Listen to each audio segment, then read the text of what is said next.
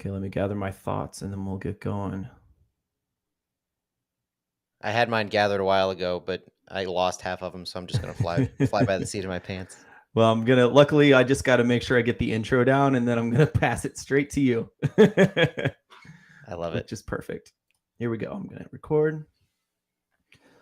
Welcome, everyone, to Flyover Footy, and you're listening to us. We're a St. Louis soccer podcast on the big 550 KTRS. Welcome, everyone. This is our third week broadcasting. I hope you've enjoyed the first 2 weeks. If you're new, I hope you enjoy this as well. We're going to do a deep dive into St. Louis City soccer, the previous game, the next game, all the fun stuff in between. And I got Matt Baker here to help me. Thank goodness. Matt, how are you doing tonight? Doing great, Phil. Always happy to be here. Always happy to talk St. Louis City. A little nervous that you mentioned this is our third week and we just happen to be 3-0. I've been told this week that, and I hope it's joking, tongue in cheek, that we're some kind of a lucky charm on this. I don't like that kind of pressure. I'll tell you.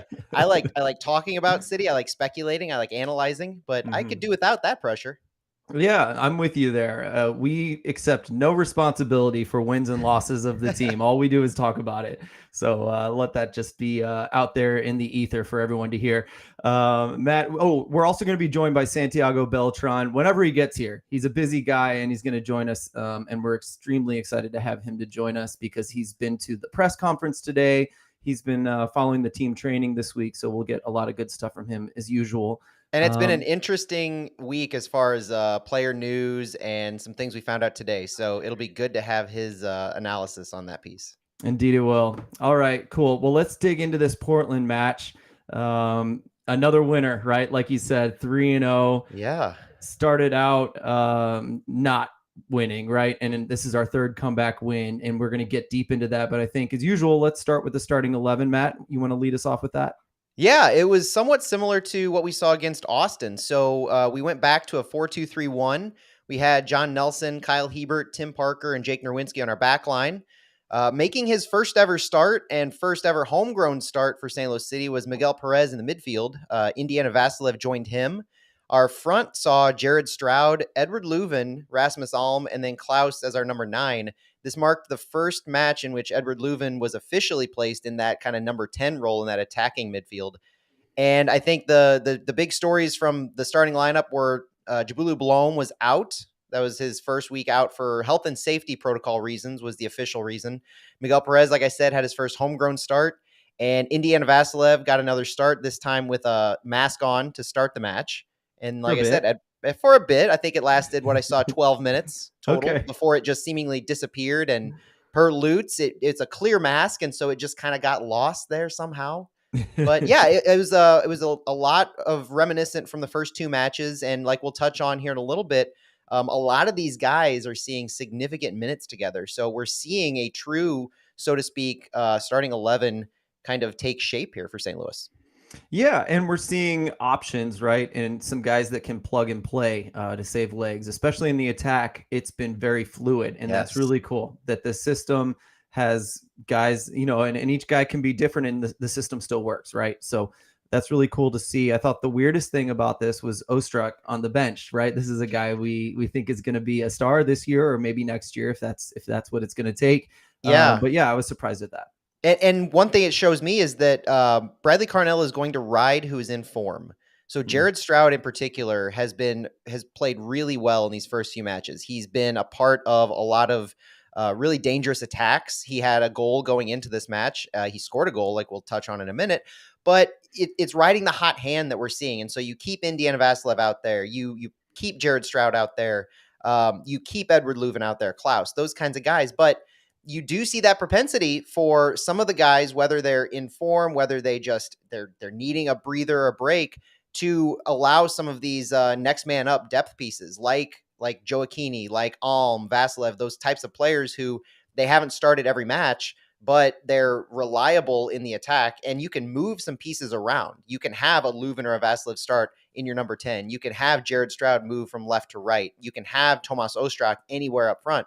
So it gives that flexibility. And when we've seen subs in the second half for the attack regularly, you're seeing mixing and matching here. So I think it only makes sense that when you give a certain player like Ostrak a breather, you expect him to come in the second half just like he's had done for him. And we Mhm. saw that.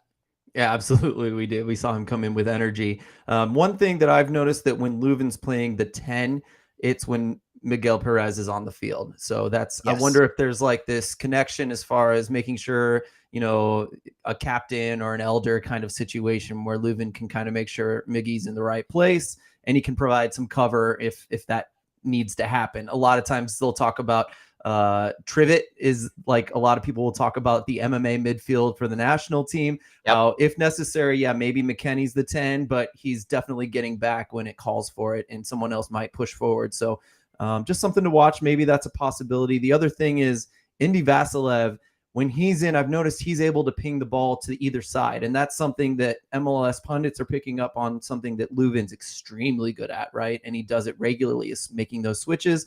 Indy's good at them too, so we don't lose anything there. And the interesting thing is, there was a great article from The Analyst that kind of detailed Edward Leuven's involvement in our offense. We saw it a lot this game, especially by playing that number 10, where he's seeing the most build up to shots. He's seeing the most shots and chance creations in the attacking end for our entire team. He's tied with Klaus in overall attacking sequence involvements with 14 this year. Mm. And his ability to build up to a shot in that number 10 role is something I don't think we expected from him so much to begin the year, but the way that a Vasilev or a Miggy Perez or Blom when he's in allows that defensive midfield to really firm up, it gives Leuven the flexibility and freedom to push forward, and that's caused a lot of success for St. Louis so far. Indeed, it does, and I think maybe we'll probably kick into that a little bit more as we move on, or even after in the post show chat that we do. But let's move on to the highlights of the match. As we said earlier, St. Louis started this one from behind again. There was a Portland goal in the 3rd minute by Zach McGraw. Matt, you want to lead us into this one? Yeah, it was a corner kick, and just like in preseason and the first few weeks of the season, St. Louis has, if they've been vulnerable in any one area, it's been these set pieces, the corner kicks. And the way this set up, we had Klaus, Parker, Hebert, and Leuven on the goal line to defend the deep ball. And when the ball was crossed in, it didn't go right to the goal line where they were. It was crossed more to the middle of the box where Tomas Ostrak Rasmus Alm and Jake Nerwinski were, and they were marking players. McGraw just kind of jumped over everybody. He's a tall defensive center back for them, and he just jumped over him while Hebert and Leuven were kind of moving towards him as they saw the ball come out. The bodies seemed to go towards the ball, and they didn't so much go towards McGraw, and he just kind of had the edge as he, had that early, and it 3 minutes in, that was an early knock to the teeth. Yeah, I think there were 2 Portland players right there and like 4 St. Louis players, and Yep. he just rose above everybody, like you Yep. said. Yeah, and that's one thing. I think I think this will be a theme of today's show. But the fact that we signed yet another center back, we thought might have been strange with Lucas Bartlett. Now we're seeing that that's paying off and that it was a smart move. But the other side to that Bartlett situation is maybe they did see that defending set pieces was a problem and they wanted to bring in a big guy. He's by far the tallest guy. Yes, Tim Parker's like 6'2". Heber's not a big guy. Bell's a tall guy. Sorry. Bell is not a tall guy. So anyway, that's something that perhaps they knew there was a weakness there. A little foreshadowing of the future in this game when we mentioned Lucas Bartlett there.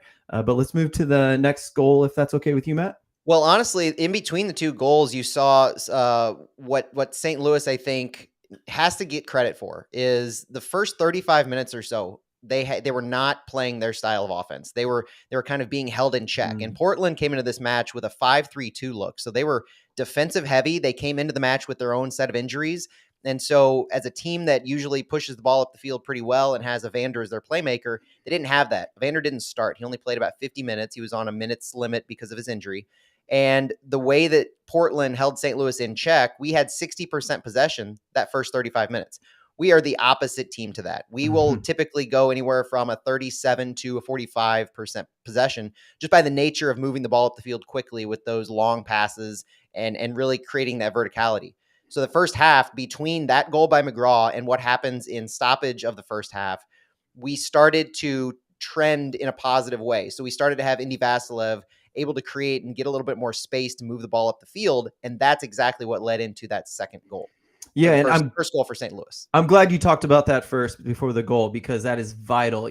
Part of me thought about Evander not being the plan and that they just sat back because Evander was not expected to come in. And again, and maybe too, that's why they underperformed a little bit once he came in. But yes, they got that early goal. But Carnell said ahead of this game that he did not expect St. Louis, or sorry, they did not expect Portland to keep the ball much, that this was going to be the game plan. So since he said that, like, I don't have to overthink it really. This is the plan. They're going to sit back. They're going to let St. Louis have the ball, which with City 2, we saw until they adjusted to it, was a really good strategy. And I just love that they gave us the ball and we did something with it, right? Yeah. Which leads, this is our second goal that we've gotten through the run of play this season. Not just a weird turnover, not, a set piece, not whatever. This was, good, pretty soccer. We were given the ball and we did something with it. It was beautiful soccer. I mean, and it was magnified by the fact that we were so ineffective going before that goal. I was tweeting out numerous times just how I wanted to see Indiana Vasilev get some space, be able to clear the ball and move it to either side,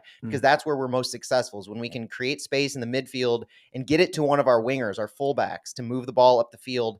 And that's exactly what happened here. So Vasilev was able to create space in the defensive half, and enough space to get Jake Nerwinski involved on the right side. Nerwinski pushed up past midfield, gave it to Rasmus Alm really deep, who got a cross in on the ground, and it was across to Klaus at first, and he gave it the slightest touch, almost as a misdirection, and it was Jared Stroud who was able to collect it there in the middle of the box and strike it home.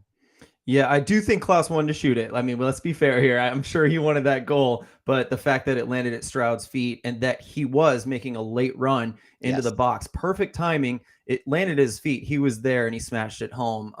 So, he's having a great first 3 games, scoring plenty of goals for us. And that's not something I expected, but another little tidbit that I think we heard from someone this week, I read an article that there were a lot of people that wanted Jared Stroud, that wanted to get him from Austin on a trade this season, which is like really cool to hear that, it's not a terrible surprise that Stroud is performing well. No, and you need to give Stroud credit, because going into he had success. He had some limited success with New York when he was there.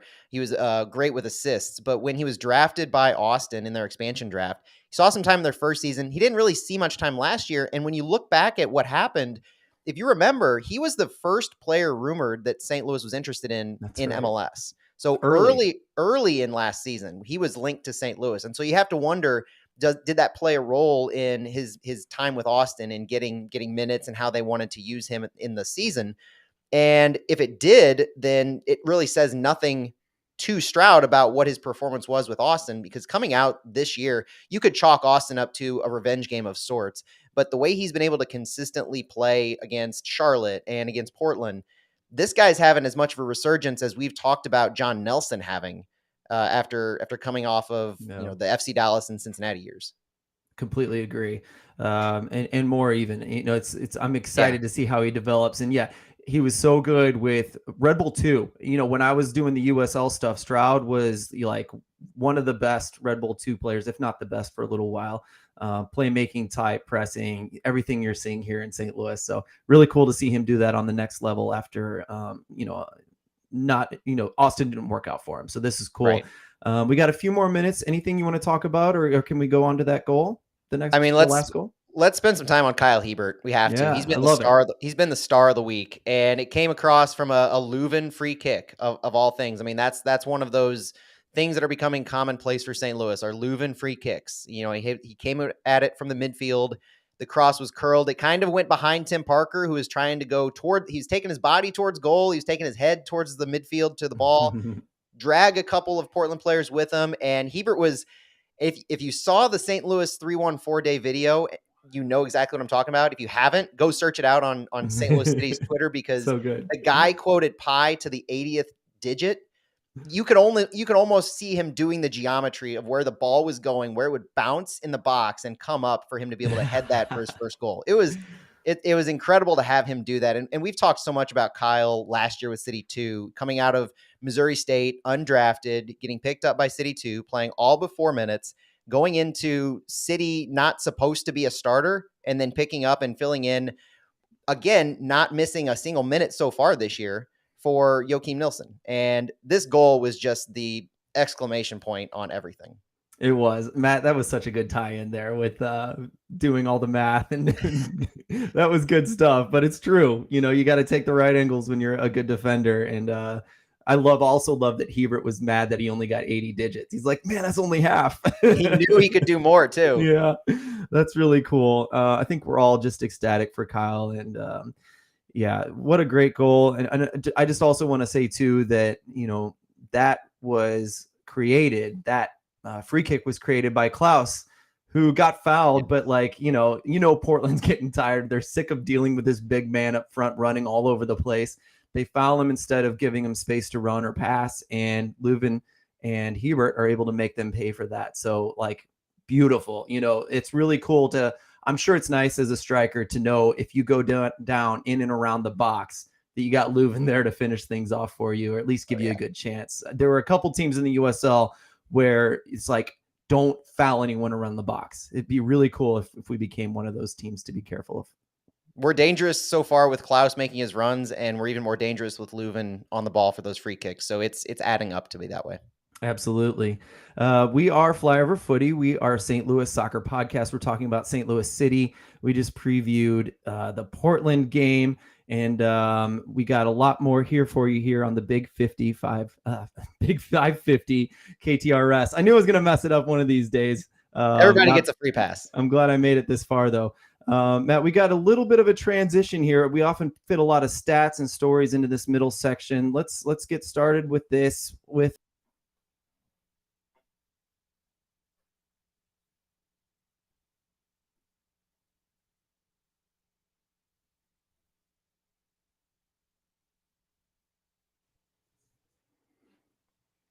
I lost you there for a second. Yep. Let me check my connection.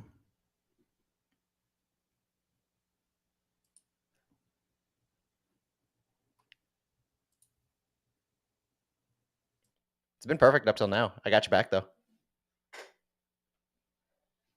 Oh, I don't got you back.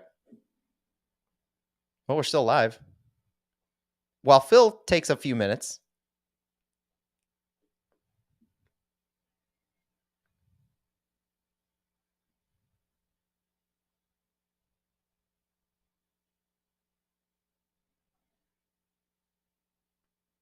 Oh, Harry, we're definitely going to give Stu a shout out. Yeah, I have no doubt that Phil's going to edit this part out from the podcast, but he'll get it. Hey, you're back. Back. Weird night. Weird internet night. It was working up till then. We got a great first segment. It was. Okay, I think I stopped our recording and then I hit record again so we can edit all that out. Sorry to everyone on the stream. But now I can fix my bad transition. There you go. So I'm going to redo that too. And we'll go. Is Blom okay to start with? Yeah. Great. Here we go. For those joining us, we are Flyover Footy. We are a St. Louis podcast that talks about soccer. You're listening to us on the Big 550 KTRS. Hope you're enjoying what you're hearing. We just previewed the Portland game that was the third victory for St. Louis. And in this middle section, we often go into stats and we talk about different news that's going on in the league. And I think this first one's a bit of a spicy one here that we're going to talk about news-wise. It's a little news about our South African player, Jablo Blom. Matt, you want to talk about that a little bit? Yeah, we mentioned that in the Portland game, Blom was out for health and safety protocol. We didn't get a whole lot of detail going into Portland. This week, it starts to develop a little more. So later in this week, national teams started calling up players for some friendlies going on. And we were ecstatic to see that Jablo Blom was called up to the South African national team.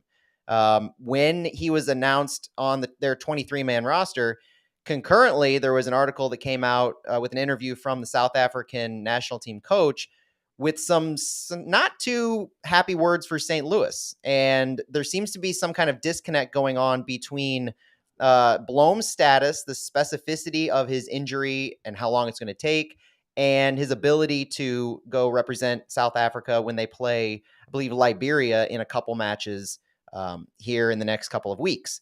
And so that all's kind of going on. And so there's some drama kind of building on those ends. There's St. Louis City is not giving the most information publicly about the types of injury that Blom is going through or what health and safety protocols mean. They're not bound to. MLS teams are typically rather secretive as far as the public goes on the specifics of some of the injuries, unless you're Chicharito on Twitch, who will just go out and say you're out for 4 or 5 weeks or something like that. But this is par for the course. And so what it means for St. Louis going forward is, regardless of the South African national team call-up, which their camp is scheduled to start on Sunday, he could have been available for St. Louis, but in the same day that he was announced for the South African national team, Bradley Carnell confirmed that he would be out against the Earthquakes on Saturday. So that's a blow for St. Louis, no matter how you look at it. Yeah, and Carnell said, we're leaving him out. We want him healthy for this national team call up. So, he's admitting that he's going. We're resting him to make sure he's healthy for it. But there is this question of, is it COVID? People are claiming different things. All we can say as far as officially is that I have been able to talk to Manuel Veth about it today. And he said, as of last weekend, for the game in Portland, they did several tests, not one, several COVID tests, and all were negative. Now we don't know what happened after that. And we all know what COVID's like. So, we all know what tests are like. So who knows what's going on? There are 2 different stories going on here, and it's one to follow, right? It's our first national team drama. It won't be the last, but I saw someone posting some tears in their eyes for this beautiful moment we have here. Yeah, we've truly arrived when we're talking about this kind of a drama. But you don't expect anything else other than St. Louis to do every single thing possible to identify the cause of why a player's not feeling well, to get them up to speed and up to match fitness as quickly as possible. There's no doubt that they're doing everything possible to identify and remedy and get Blom back into fitness. And club teams typically work with national teams in these kind of scenarios. So knowing the importance of a national team call up, there are times when some clubs will kind of prevent a player from going, but I really would doubt that if all things are equal, that Blom would be prevented from being released for national team duty. Completely agree. It's good for us to have him go. It's good news. It's good marketing, to have your player be important to another country. Absolutely. We'd love to see him go. I'm sure the staff will all work that out. I'm not too worried.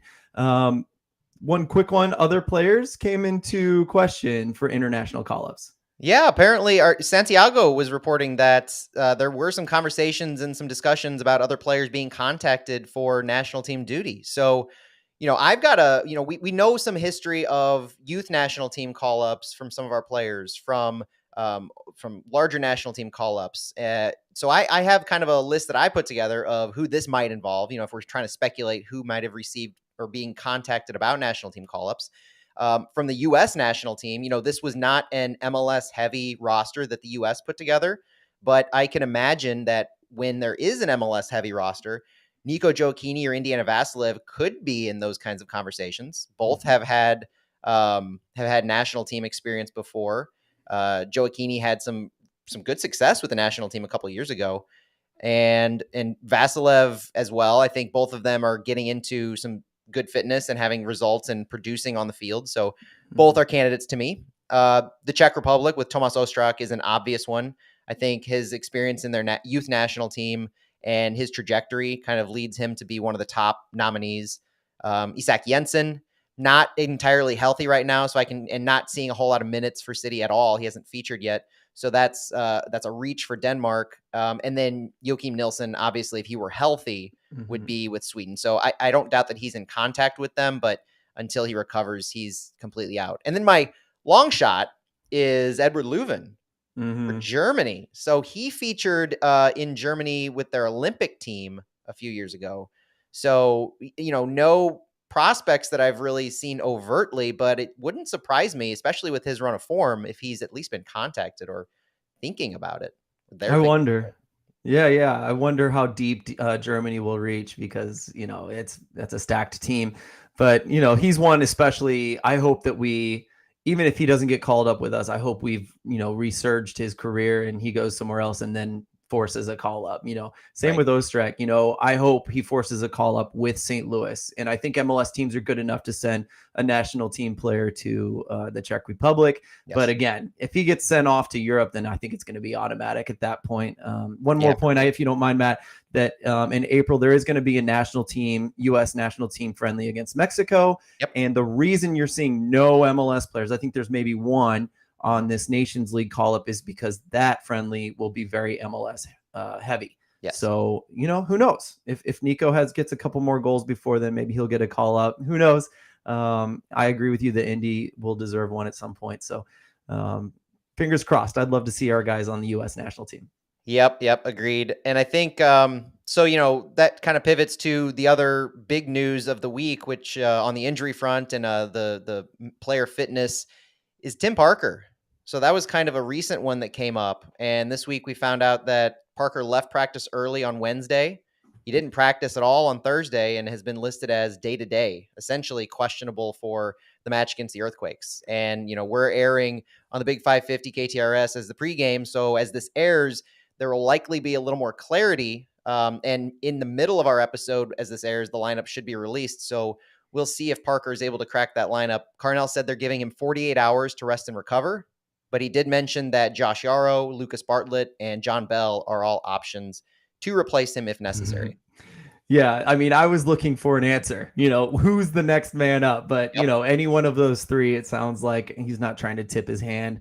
Go ahead. No, but at the same time, we talked about how they seem to be valuing form.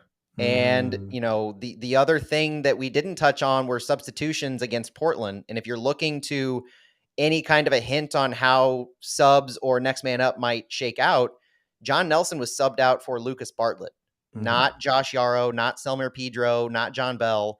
Bartlett saw time at the end of that match. And if you're looking to replace Tim Parker, like you made the perfect point on, with the size needed, Bartlett would seem to fit the bill for next man up there as well.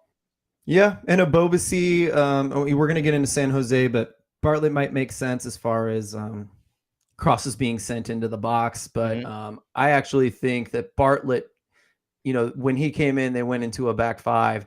And so, and that was cool to see him come in and just start saying back five. But, adding a tall guy to close out a game makes all the sense in the world. Yes. So I do think that could just be a tactical situational decision. But anyway, who knows? I mean, I think all three of those, I think we're not sure who it'll be because I think they're all so neck and neck that who knows, it'll be a hard decision probably for Bradley as well. Yep.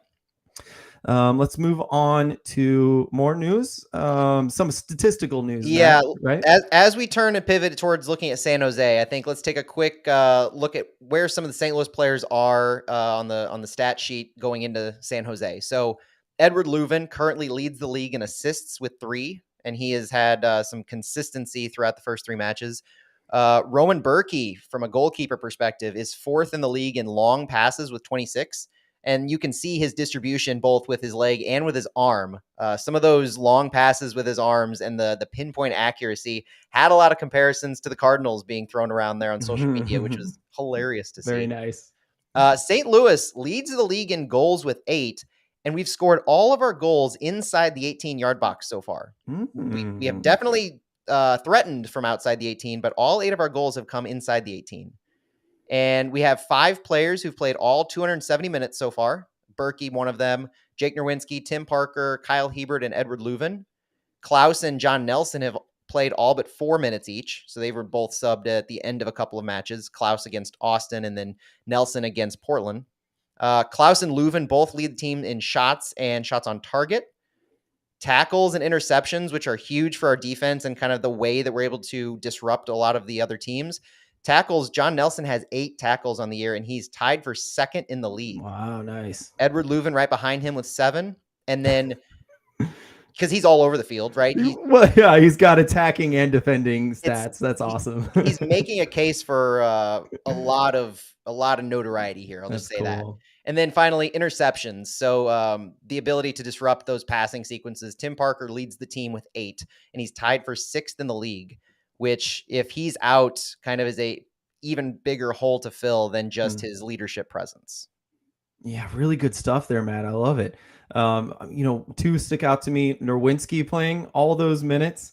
Um, that's just scary because he's a fullback. I just think of fullbacks as runners, and so that's Especially in something. our style, right? Yeah, exactly. But that is something that Manuel mentioned, that for depth, it might be something the city's looking to get more depth at the right back position when the summer window comes. But shots outside the box, Akil Watts just got his first minute, so just give him some time, Matt, and he'll get there. He'll get in there, and he'll get a shot from distance that goes in. As we know from City 2, all he needs to be is on the field, and he'll find a way to score that goal from outside the 18. Yeah, and we'll get into that, I think, in the post game show. So let's move on though. You're listening to Flyover Footy. We are a St. Louis soccer podcast, and we are broadcasting on the Big 550 KTRS. Hope you're enjoying it so far. We're going to preview the San Jose Earthquakes now for you. This is our fourth game of the season. We're 3-0. Matt, can we make it 4-0? What do you think? Well, we've got a lot of eyes on us, that's for sure. We're seeing a lot of pivots in expectations for City nationally, and we're seeing a lot more excitement locally as far as the on the field product goes. If you're a fan of power rankings, St. Louis has steadily climbed every single week to reach number 6, I believe, in the MLS power ranking so far, with Wow. the only team in the league to be 3-0, sitting alone atop the table. And if we win against San Jose, we will become the only expansion team to ever start 4-0. So that in and of itself, we talked last week about a lot of the pressures being off, a lot of the first game jitters against Austin, a lot of the first home game stadium opening jitters against Charlotte are off. We're creating our own jitters now. So our club is, and I use that facetiously because our club is clearly showing their ability to handle any kind of pressure. But this kind of focus is so uncommon for an expansion side. Usually you're able to just kind of play and figure out your system and your style and your identity and go under the radar. People are just you're viewed as it's nice to have you here in the league. And we're just going to let you do your own thing off to the side while the experienced teams kind of fight for the top of the table. And we've disrupted that entire mindset. And so going into San Jose against the team that they are, I think we are able to control our own destiny, even if we're playing in one of the coldest matches that we will hopefully ever play at City Park. Yeah, people are Tom Timmerman posted something about people calling it the Bayer Leverkusen, It's effect. Leverkusen cold, yeah. Yeah, that's what it is. Thank you very much. Yeah. Yeah, it won't be fun, and it's good to pull San Jose into that environment, right? Not to mention the fans. I think I saw a stat. It was the fan van account on Twitter. I think they said that it's only been this cold in San Jose one time in the past like 15 years or something like that. And so I asked a cheeky question of, they didn't play soccer on that one day and win, did they? And in fact, no, they did not. So Good. this is St. Louis has some experience in this, and obviously we're able to train in this weather. It's been it's been cold here a lot of their training days. So our players are used to it a lot more than San Jose from the training field and from a match perspective. A lot of these guys did play against Leverkusen. They know what Leverkusen cold is, and so they're able to kind of work through that. That has to be viewed as an advantage for us, honestly. So the weather in and of itself, both teams are used to grass fields, so that's no different. But our ability to train in this cold weather and see some regularity with it and know how to handle it from a body temperature perspective, to know when and how to push yourself and what you need to do to get ready and get up for that. That to me is yet another notch in our belt going into this.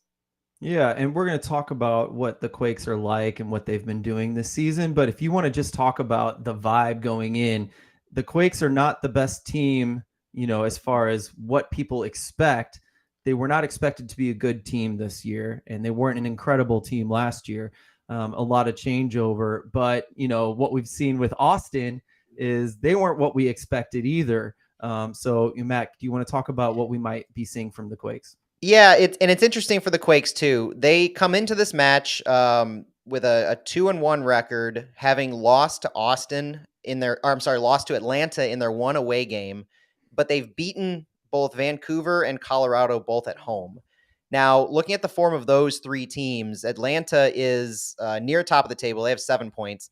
Vancouver and Colorado only have 1 point each this year. So Mm. looking at their record to me is a bit of a misnomer in how you can judge the Quakes' performance. They're A, not at home, and B, not playing top tier talent in the league when they have those 2 wins. Now, wins are wins in MLS. So Yeah. where you stand at the table, that is what it is. But if you're looking at the quality of your opponent, 2-1, it doesn't tell the whole story to me. But more so than that, the Quakes have a new manager, Luchi Gonzalez. He's a former FC Dallas coach, and he spent the last couple of years with the U.S. men's national team as an assistant in their World Cup cycle. So he's new with the Quakes. He's kind of implementing his style of play. And what is that style of play is the most interesting thing to me, because so far this year, there's a table that I'm looking at that is a style comparison from the website The Analyst in that article I referenced earlier from Opta Analyst, and it lists in quadrants, kind of looking at the direct speed upfield that you play with, along with the passes per sequence. St. Louis City is top 3 in the direct passing up the field with the fewest number of passes per sequence. So we quickly move the ball up the field. That example of the Vasilev to Nerwinski to Alm to Stroud pass earlier, those quick movements. On the far opposite end of that spectrum, the slow and intricate, as they call it, where you have a high number of passes per sequence, you have a low direct speed upfield, sits the San Jose Earthquakes in the same kind of area as an Austin. So they're similar in the way that they play that, where they're going to possess the ball, they're going to play horizontally, they're going to try to build up through their short passes. And when you're looking at how that juxtaposed with St. Louis, polar opposites here. So it kind of is, if you play your game as well as you should, then your style may win out. And that's what I'll be most interested to watch is, can Lucci ball for San Jose really shine through? And are they able to beat St. Louis's high press with these short, quick passes all around the field? Yeah, and you think about the one time we were gotten in City 2, it was that North Texas game. I mention it Yeah. all the time, right? That was a North Texas team that was able to pass through our press. And one thing I will say in watching the Quakes play Colorado is Colorado early in the game was pressing decently hard, like harder than most teams, especially in the Western Conference that we've seen. And San Jose would back themselves into a freaking corner, you know what I mean? And they'd still pass a couple more passes. One time it hurt them. They weren't, they got caught. And I think our press is a lot more rabid than Colorado's. So I do think we can get them in that regard. But San Jose was comfortable passing out. They were calm and collected. It wasn't super effective, but it wasn't bad. You know what I mean? So that is, we'll see. Like you said, these two styles are going to go up against each other, and whoever's better at it, I think, is going to win the day. But I wasn't extremely, North Texas was super impressive in that game that I mentioned against City 2. I was not super impressed with San Jose, but it's hard to tell when they're playing a different team. Yeah, and San Jose, they haven't had any exciting matches to me, and they have given a lot of shots and a lot of shots on goal, so that'll be interesting to follow. Their average shots per game are 14.3, which are actually higher than St. Louis. Though their shots on goal, St. Louis averages more. The possession numbers are going to be about what we expect. So San Jose is going to possess the ball upwards of 60%. St. Louis is probably going to be down around the 40s again. And I think it will be those shots to see if San Jose can actually move the ball around and through our midfielders, especially to create some chances for some of their better players. And they do have a handful of really high quality players. They have 3 designated players on their roster. They have some league leaders in certain categories. And I think if they can get those players involved, that's where they're really going to be able to shine and put their system into play better when their stars can do what they do. And in that match against Colorado, it was really Christian Espinoza that he almost had a worldly goal from, I don't know, had to have been like 30 yards out that hit the Maybe crossbar. 40. Yeah. It was an insane shot. So they're dangerous from distance right there too. So you can't give them the kind of space that Colorado was. I wouldn't expect St. Louis to give them that kind of space, but I want to see St. Louis be successful in disrupting a lot of these short passes if they're able to not necessarily cause the back passes that we've seen a couple times, but if they're just able to disrupt the midfield passing that goes on between a Rodriguez at center back, or that Christian Espinoza, Jackson Ewell especially. Jackson Ewell to me. So if you're not familiar with San Jose, Jackson Ewell has some U.S. men's national team experience. He's their number 14 on the field. He leads the league with 210 passes attempted and 186 short passes. And he's third in the league with 114 passes in the opposition half. So he's the one who is really connecting all their players. If we can disrupt and more or less neutralize Jackson Ewell, we're going to have a really good chance. Yeah, man, everything you just said are several talking points that I had. I echo your Espinoza. Seems like the best player on the field. I thought he was incredible, not just in that worldy moment. He was good all around. I guess he's third in their all-time assists leader for the club. So watch number 10 on the field as usual. Yep. Espinoza will be very one good. One of their designated players. There you go. Exactly. But Abobasi is a quality player. He even dropped in and was able to dribble at people and send some good passes in. He's a dangerous player who knows how to finish. And Cade Cowell, the man with the long hair and the mustache, the really weird. Even my 3-year-old said, "What is that mustache?" Like my 3-year-old noticed the crazy mustache. So it'll be easy to pick out on the field. Just a speedy left winger. But he's been getting quality with the passes and just the gamesmanship he's able to pull out in a game. So these are definitely quality players that can really shine in quality moments if they get the right thing. And then once that first goal is scored, despite how we're able to come back every time, you never know how a team's going to be able to defend out the day. Yeah, and when it comes to our attack going forward, and we like to get, like I mentioned, all 8 of our goals have been inside the 18-yard box. That just puts pressure on their center backs to see how they can put pressure on our attacking players and how well we can work the ball in and around the box to create those opportunities. But Rodriguez, their center back, number 26, I talked about how well Tim Parker was in interceptions. Rodriguez is second in the league with 10 interceptions. So he's a guy who's doing the Tim Parker job that we've seen for us for the Earthquakes. So if we can figure out a way around him or prevent him from disrupting our passing network, we're going to have that continued success inside the box. Yeah, and they're kind of multiple too. They don't press high necessarily, but they will pick their moments. They don't sit back necessarily, but they do defend well. Some of those stats you just mentioned, Matt, I think that's part of why they're able to get going. And people are worried about this team, but they're young. That's why they brought in Luchi Gonzalez. He's a Texas guy that started in their academy, and when he got promoted at Dallas from the academy, it was because they're a club that has lots of young players coming up. Yep. And so that's something that San Jose wants to focus on and become a better team in the future. But we're all on a salary cap. They're spending about the same money as us, even if they're not viewed as one of the better teams in the league. So the talent's there. You still got to be careful, and we can't get cocky because we think they don't look especially spicy against Colorado, which we were talking about pregame. It is easy to look at them and be like, well, they don't have an identity. They aren't like us. We know what we're doing. We're focused. We're winning every game. No one's getting too excited yet, right?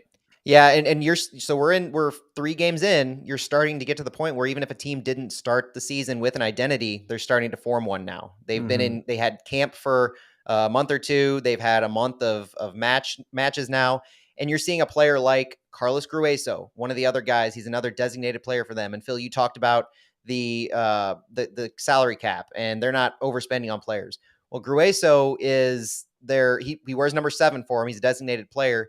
They got him from FC Augsburg for their club record $3 million signing. And so that's not too far beyond what we paid for an Edward Leuven to make him our designated player. Right. So from a similar club profile. Yes. As well. And he is their defensive midfielder. So he's that kind of guy who tries to link up their back line to their front line.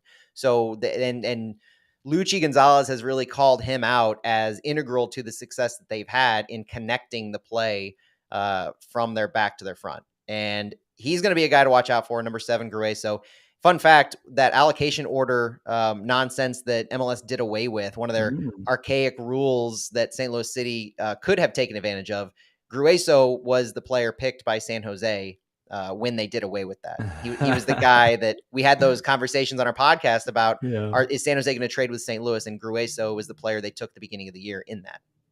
Okay. Well, that's a fun one. Good one, Matt. Anything else? We got about 2-3 minutes. Anything else you want to mention before we go? Let's just get to some predictions. Yeah, So before the match, I think for me, starting 11, I think we're going to stick in the 4-2-3-1. I've got Nelson, Hebert, Bartlett, and Nerwinski. I think we're going to do Bartlett. I think Edward Leuven and Indy Vasilev are going to be in that midfield in this match with Stroud, Ostrak, Alm, and Klaus. So a lot of familiar names for me. Yeah. What do you think? No, I think I'm gonna differ from you. I would like to see us go back to the 4-2-2-2 against them, because I do think we can. I mean, Nico is so good in the press, and I think we can get these guys, and if they try to possess the ball. So yeah, I'd love to see Joe Keeney out there with Klaus. I think I would like to see Ostrak and Stroud this time. Just more attacking. Alm, I want Alm in there when we want to defend. He's such a good away player. He's like what I view as like the perfect away winger. And then, boy, I guess we'd see Leuven, and who do we think would start next to him? Maybe Indy. Indy or Perez? Yeah, I think they'll start Indy. Honestly, Leuven doesn't matter if he starts in the defensive midfield or not from a sheet perspective. He'll find his way up front. And I would love if Nico Gioacchini found his way in the starting lineup. I would be happy to be wrong about that in this case. Yeah, totally. And then I agree with you. I think it'll be the same back line except Bartlett if Parker's not going to be in. I'm hoping Parker makes a miraculous recovery. Kidding. Yeah. But yeah, I agree with you. I think Bartlett will be it. I would have said Bell, except if he hasn't been fully back physically, that's all I think we'd be worried about. Totally agree. And then score predictions real quick. Yeah, I'm going to agree. Ashley messaged us on YouTube, 2-0 City, first clean sheet. I want to see a clean sheet. Yeah, I'm seeing Ryan had the 3-2 STL. I think I'm going to go 3-0. I think the clean sheet comes through. I'm trying not to be too optimistic because I don't want to get my hopes up and have them dashed, but I just see a lot of positives going into this, even with the cold weather. Yeah, well, and you've been right every time so far, haven't you? Don't put that pressure on me. I already mentioned the three podcasts we've had on the radio, the 3-0 start. I can't deal with that too. I'm deflecting. See, I'm putting all the pressure on you. This is perfect. All right, well, that's our prediction. This is all the information we have to give you guys for game day. If you didn't know, so we have the details now. We are going to be airing. We start an hour and a half before the game every single week. So if it's on the West Coast, we'll be starting later. So always you can tune into us an hour and a half before the game. This week it's a home game, so you could be driving to the stadium right now and listening to us. You could be about to get out of your car and walk a couple blocks and give your ticket and go watch this game. So I hope you've enjoyed listening to us. If so, either way, really. And I hope you enjoy the game. I hope you feel prepared for game day. We are Flyover Footy, and we're broadcasting on the big 550 KTRS. Thank you all for listening. We'll be talking to you. Have fun and go City. Got it right this time, right? All right.